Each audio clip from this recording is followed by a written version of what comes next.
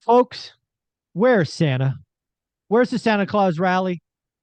Is this going to be like 2018 and Santa's going to show up, but show up late the last three trading days?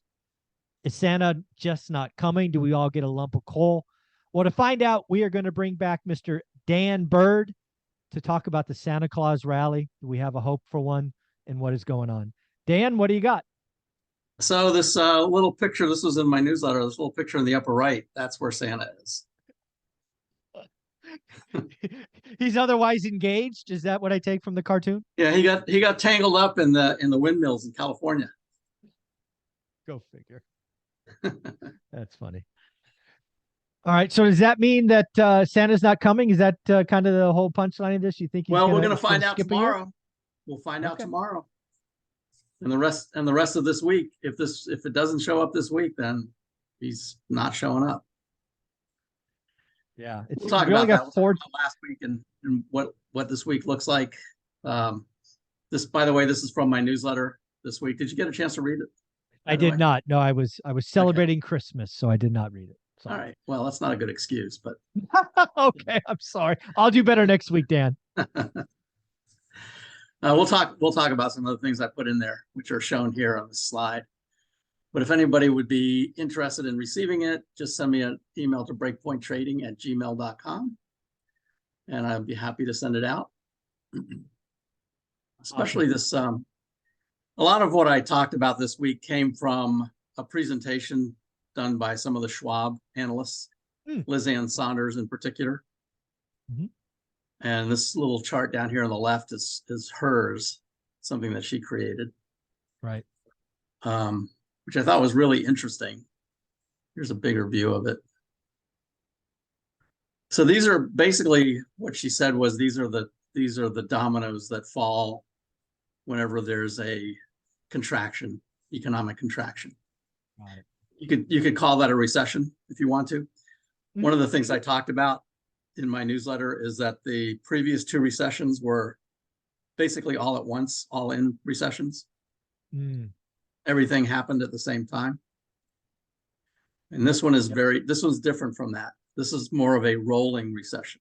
Oh, it's funny that you brought that up. Just this morning on my daily financial news, I highlighted that this was going to be a rolling recession. It was very different. Right. So let's talk about that some more. Yeah, this kind of sort of characterizes it. You know, each of these components has been falling one at a time. Yep. And these are all the components: PMI fall, consumer confidence, price to earnings fall, volatility rises, yield curve inverts. These are all things that have already happened. Financial conditions tighten, housing market deteriorates, GDP contracts, although GDP did really well last week. ISM manufacturing, this one just turned red, just went under 50.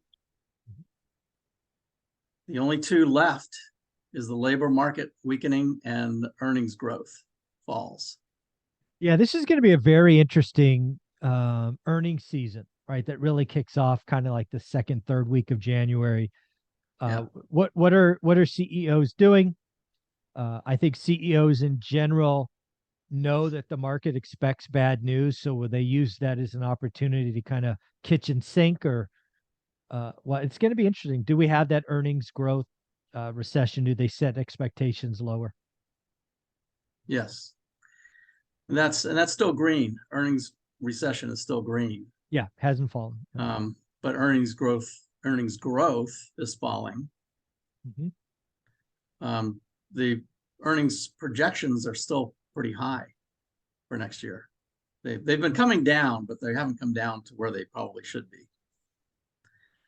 So this is kind of an example of a rolling recession. I mean, what that means is that different parts of the economy are going to slow at different times. And some parts will recover even as the rest of the economy is slowing. Exactly. So that's why it's a very the best example. The best example I have of this is in the world that I talk to my channel about all the time is mortgage and housing data. Obviously, yeah. Mortgage collapsed first, right? Refi Right. demand came down by the biggest margin, 86%. Purchase demand's down 40.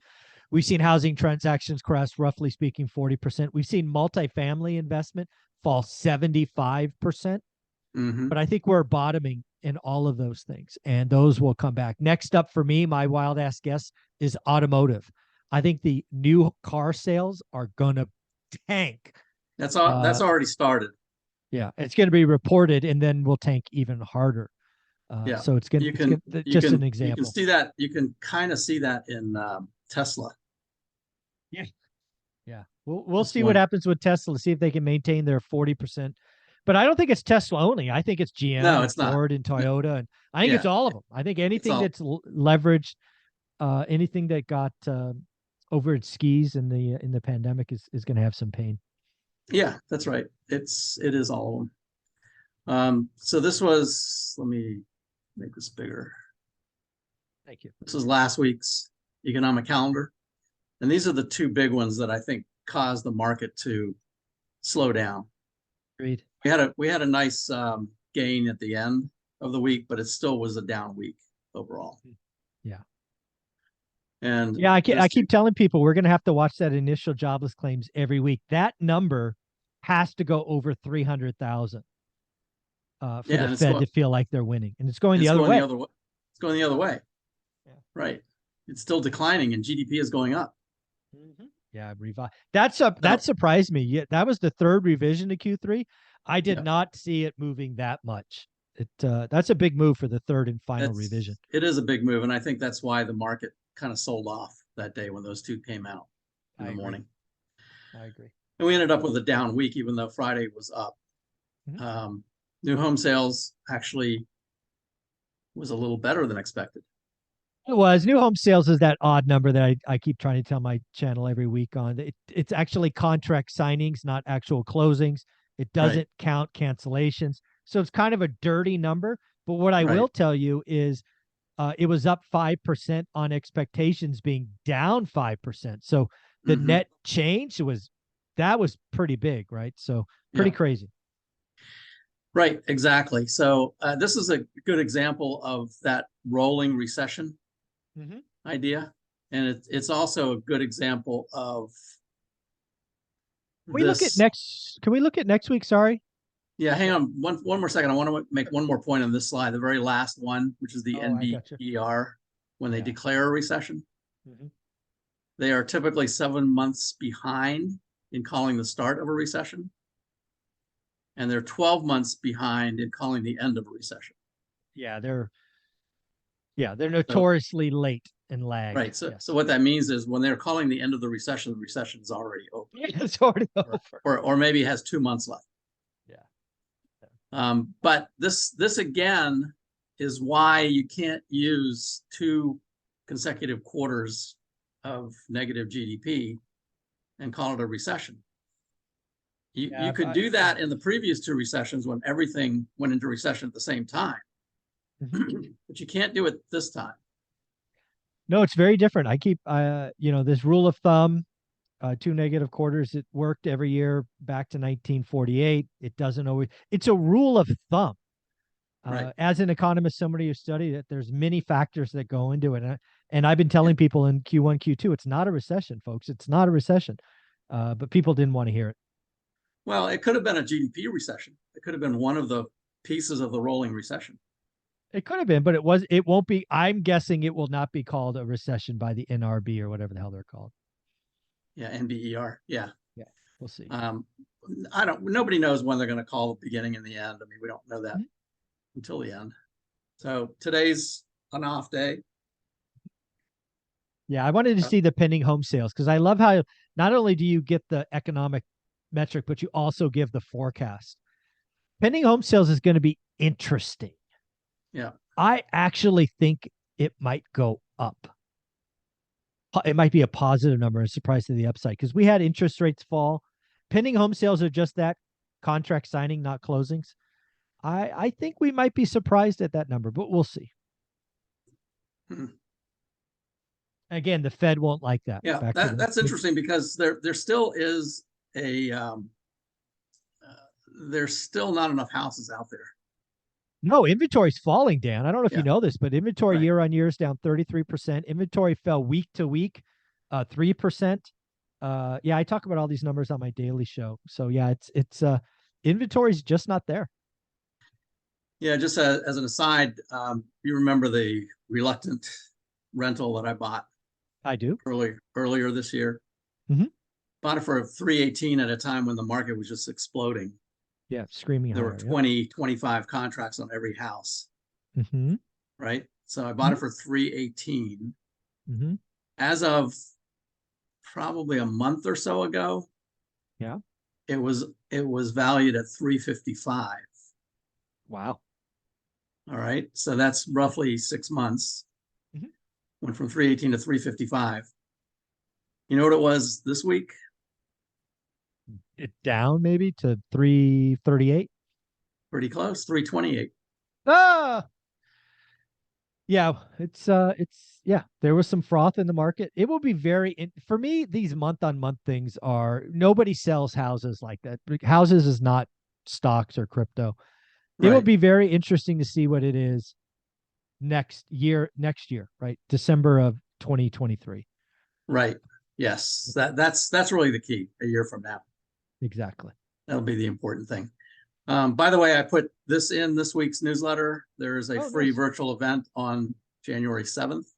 Oh, that's nice. Market Vision. This is done by stockcharts.com. Okay. And Tom Bowley will be one of the speakers, but not the only speaker. Yeah, and Tom Bowley is somebody you highly respect. We've talked about him before, so yeah. Yeah, I'm beginning to wonder if Tom Bowley isn't a little bit confirmation biased. Oh, I like So that realization. so this is his chart from the last Market Vision, Mm-hmm. and you can see the date up here is January 7th from last year or this year, 2022. Mm-hmm. So you can see where the market was. It was at its high, and this is what he was projecting. This is the actual chart that he used in that session last year. He said the market is getting ready to fall. It's going to go back to the center line right here. Okay. Which is at about 3,600. Ish. Yep. And then it's going to recover. Okay. And this is what actually happened. Came right back to the center line, exactly what he said. So we got that right. But he didn't get the recovery right. No. Which he will readily admit. Okay. I like that. It did have a big spike. It started to recover right there, but then it went back down and made it a lower low. Mm-hmm. And came back up, and we're right back right on that center line again. Okay. So it'll be interesting to see what he and the others from Stock Charts say during that. All right.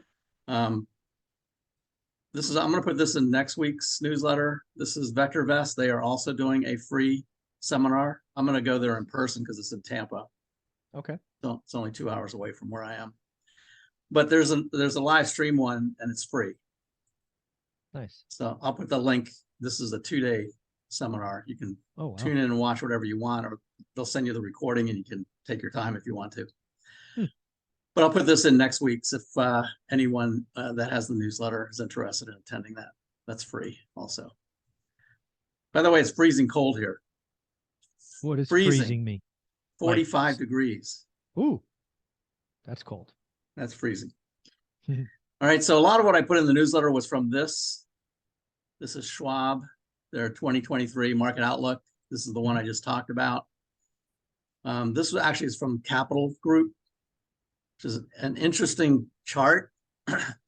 And this goes back to 1950. So this is 72 years, 72 years. All right. And as I've always said, the market is ahead of the economy. So the market will peak before the economy peaks.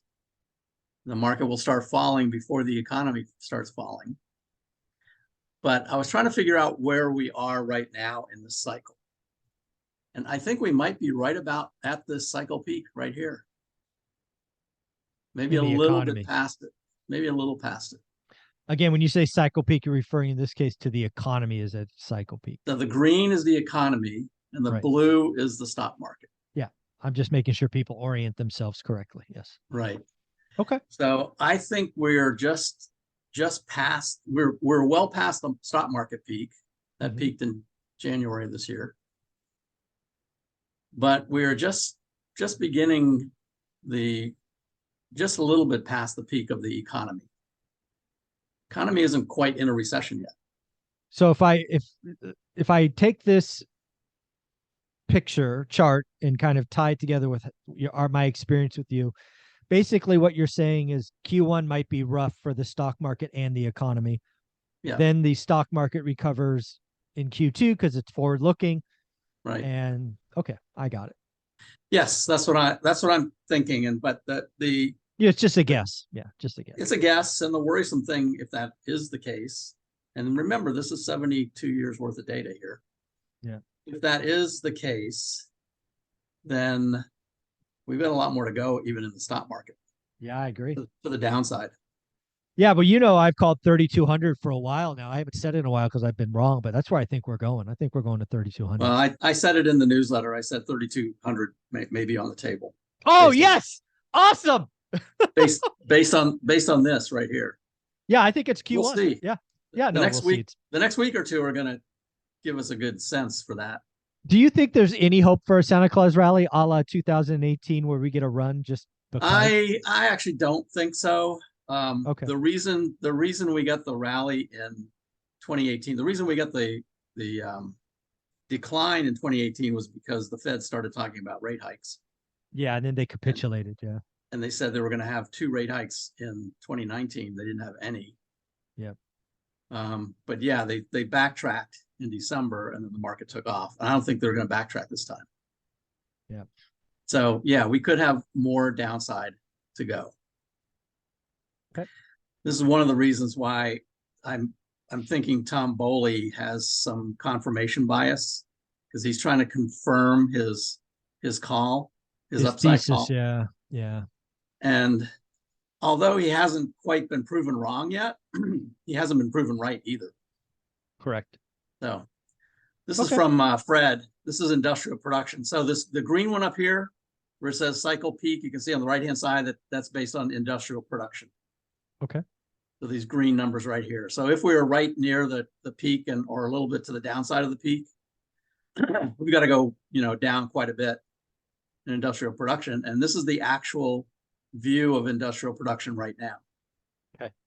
So if this is right, then the peak just happened in September. Right. And it's rolling over and just beginning to go on the downside, which would kind of fit in right here. Yep. So there could be some more pain ahead. This is the global PMI, which I thought was an interesting chart. This is also from the Charles Schwab session. I actually put the link to that session in if anybody wants to sit through an hour and a half and listen to all of it. Mm-hmm. But I basically extracted some of the key points and put them in my newsletter. Yeah. Global PMI, you can see where it's dropped below 50.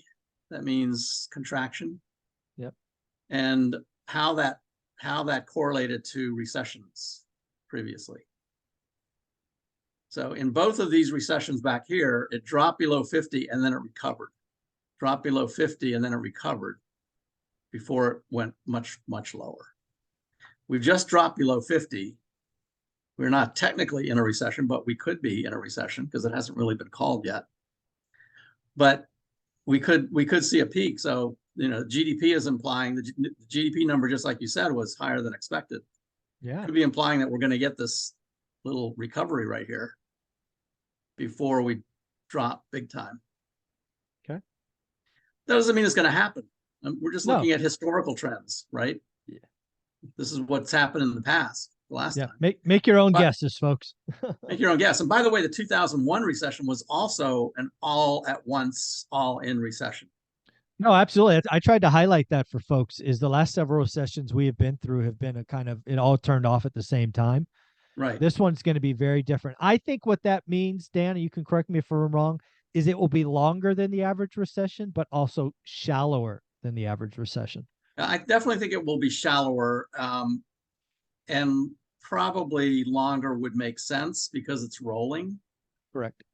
But what that means is there'll be pain in some parts of it where there won't be pain in other parts. Yeah, and if you're an astute observer of what's going on, you can see the pain rolling, i.e. you and I both said it's coming to automotive right now, but maybe by Q3, Q4, it's left it and it's moved on to something else. Yeah. Yeah. So let's talk about that automotive thing here in 1 second. We're actually looking at my newsletter right now. So this came from the Capital Group. So they actually showed this goes all the way back to 1950, so 72 years again. They showed the previous recessions and expansions, and you can see the expansions, spend some time going up to the peak, but they don't spend much time getting back to the bottom. So they drop off pretty fast, and this is the one we're in right now. Now, I put these in, as I often do whenever I see charts like this that go back 50 years, 70 years. I always put in where the secular bulls and secular bears are. Right. I'm going to talk about this in the next session that we do, where we look at some of the data for next year. So again, that's just an interesting chart. Recession's average is about 10 months. This one could last longer, but as you say, and I think too, it's going to be a shallow one. So we may not get a lot. We may get some job losses. We may get below zero by early 23, but it's going to be a slow process. It's not going to drop fast below zero.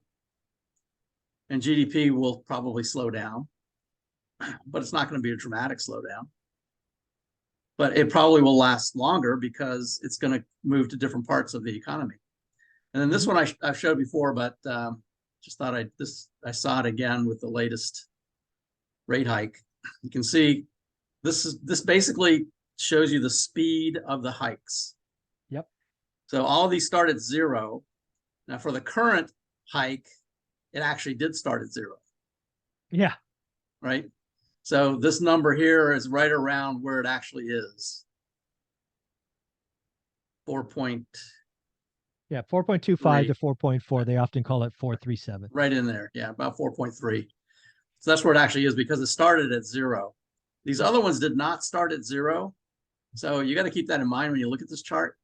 This is basically telling you the rate of change, the speed, the amount of time it took to get to the same level that we're at right now. That doesn't mean 2004 was at the 4.3 level. I understand. May have been higher than that. But everything starting at equal, you can see that this one is a much more rapid rate hike than any of the other ones. Yeah, and the good news is I believe we're right near the cycle peak. I do believe we get 2 more quarters in Feb and March, but we shall see. So interesting that you say that, because the next chart that I put in there shows this is what the projections are. This is look at that. The market agrees with me. Fed funds implied rate. Yep. Right. Future projection showing a peak at 4.87 in May. It's currently at 4.33. So that would be a 25 basis point increase on February 1st and another 25 on March 16th. The beauty of that is I've called it for 3 or 4 months. So I just take a victory lap. And then at that point, I think the recession will be all but assured. Agreed. I agree with all of that. Also, roughly the time frame of the market recovery cited above in the March-April time frame, back up in this chart I showed before. This one here. Yep. So all this is kind of lining up as long, and if the recession is going to be talked about, and there'll be a lot more talk about recession in this period. So I think the Fed is going to stop in March. Agreed. And I think they'll act, even though they've said they will not cut in 23. I think they will be cutting in 23. Yeah, I disagree. They will not cut in 23. Yeah, I think they will. Yeah, it's all right. I love it. I love disagreement. Yeah. So we'll talk about this a little bit more in the next session when we talk about some of the data for 23, what things look like, just to show some of my standard charts. And I want you to keep these in mind, or your viewers to keep them in mind for the next session as well, because I'm gonna actually spend some time on another newsletter that I get, and interestingly, a lot of the things that they talked about are the same things that I've talked about. Okay.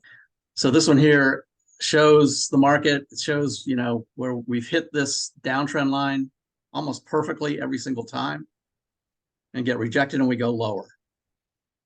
And then the percent of stocks above their 50-day moving average, when it gets up above, and you pointed this out when I showed this a couple of weeks ago. You said, oh, look, it's up near the top again. That means we're getting ready to go down. And that's what's happened. See this red vertical line each case. When it gets up, this is 80 right up here. When it gets up at or above 80, that's when the market rolls over. It starts going back down. This one's the long-term weekly chart. So 3,200 is the 62% Fibonacci level down here. Yeah. I think we might have a good chance of going down and hitting that now. Yeah, I think so. I think it's Q1. I think there's pain ahead. And then the beauty is I think that's the bottom and we kind of build from there. So yeah. Yep, I agree. And then dry powder going to work. My trusty VIX chart. Yeah, I can't look at VIX that. is still going down even as the market goes down. It's crazy. Yeah. What's up with that? Yeah, I don't know. 10-year treasury is inching back up slowly. Yeah. But interesting. Yeah. And then this is the rotation chart. This is the one that Tom Bowley used last year. Yeah. In the market vision, saying, and remember the market vision was in January, so he was looking at December saying, look, the market's going up, but all of the indicators are going down. Yeah, he got half of it right. I'll give him that. He got half the year right. Yeah. He was spot on for half the year. No question. And he marked the bottom in June, which turned out not to be the bottom. It went down in October again. But look at these indicators now. Yeah, that's what I'm looking at. Ugly. We've basically kind of gone sideways since June. They've gotten. But look at these growth indicators now. They're well below where they were before. Yeah, that's not good. That's not good.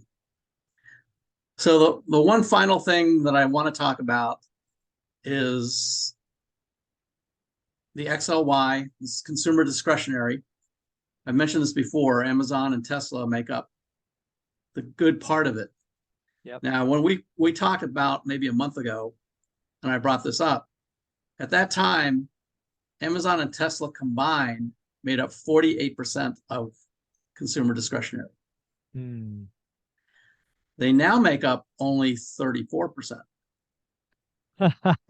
So they've suffered a little bit of pain, have they? Yeah, not only that, it's not just suffering pain, it's the makeup of this ETF. This is an ETF. It's a makeup of the holdings in this ETF. Got it. Which means big institutions are getting out of these two and adding to other ones. I understand. I got you. Right? Yep. So if we want to look at Amazon and Tesla side by side, here's what they look like. This is a weekly chart. Wow, Amazon actually looks worse than Tesla. Amazon looks worse than Tesla, but Tesla is accelerating more. I was going to say Tesla's trying to catch up. Right. Amazon's went below the 200, tried to get it back above it, went below it again. This is a 200 week, by the way. It's a weekly chart. Wow. And then Tesla just dropped big time below it last week. Yeah, it'll be very interesting to see what happens here. There's somebody I follow on YouTube. Again, YouTube channels have odd names. His channel is called Chicken Genius. Right. He just and he's a Tesla bull. Let's be very clear. He's not like me who thinks like, what are you guys doing? He's a Tesla bull. A lot of his wealth came from Tesla. He thinks the floor for Tesla is 60. 60. Wow. Yeah. Yeah. I mean, it could be. That's right down around here. That's this support level right down here. Yeah. I mean, there's not too much support left. No, they've taken it all out. After it gets below what it closed at 200 day. Is that 200 day or 200 week? That's 200 week. Oh my God, he got below the 200 week. Closed below 125 on Friday. That's not good. So, no, it's not good. So yeah, it could easily get to 60. And then Amazon also continues going down. Yeah. So let's look at the holdings in the XLK, which is the technology. Yep. So the two biggest ones in this were Apple and Microsoft. And they made up about 45 or 46% a month ago, and they're still hanging in there. They're still around 45, 44, 45%. Right? Apple and Microsoft. And here's what they look like. They look much healthier. Yeah, Microsoft specifically. But Okay. they're both still trending down. Yeah, they both. Yeah, So none of this looks good in general for the market. I agree. And the thing that worries me right now is that in big sell-offs in the past, and especially in this one, because it's kind of been a slow train running, right? Mm-hmm. All year. It's gone down, it's gone back up. But you can see pretty clearly, right here. Goes down, it goes back up, it hits this, goes back down, and keeps going down. Keeps getting lower lows all the way. Well, at some point, it just crashes, which we actually is what I'd like to see if it gets to 3,200. Yeah, I want 3,200 to be a washout. Yeah, I want to feel washout. good. Let everybody sell. Everybody gets out. Nobody wants to be in it anymore. I'm in cash right now, so I'd love to see that. Yeah, yeah. I've Um, got some dividends. I own Blackstone and JP Morgan. Yeah. yeah. By the way, next week on the channel next week, Mhm. I'm going to run the scan Oh yeah, from that Vector scan you Beth did. Yeah, yeah. The on VectorVest scan. the top dividend stocks. I like it. That's all I want to And buy. I'm going to build a and portfolio of 50K with dividend stock. So I look yeah, forward to that. we'll identify the top 20, Yeah. and then we'll talk about a strategy of how to do it. Whether you could just buy them all at once if you want to on first Yeah. day of January, or you can pick and choose, or you could wait for a buy signal and get Yeah. into it then, and just add them one at a time. There We'll you talk go. about that. Talk about that Yeah, next week. I like it. You're going to help me deploy 50K, at least 50K. Right. Very cool. But that's pretty much it for now. I think Yeah. Do me a favor, show your newsletter and we will get in topic number 2. we're in a very precarious place in the market right now. Oh, I'm excited. This is what I'm excited where we are. Breakpoint 3,200 trading calls coming. at gmail.com. Just send me an email and I'll add you to the list. I'll send you this week's. I love this cartoon of SBF up here. Yeah. Ouch. Ouch. And it's not as competent as I thought I was. Yeah. Exactly. Competent. Yeah. As I thought. Yeah. Very cool. Well, Yeah, Dan, thank you so much. I'll send this week's newsletter and then you'll be added for the ones in the future. If you want to be taken off, just send me a note. I'll take it off. No problem. Perfect. Thanks, brother.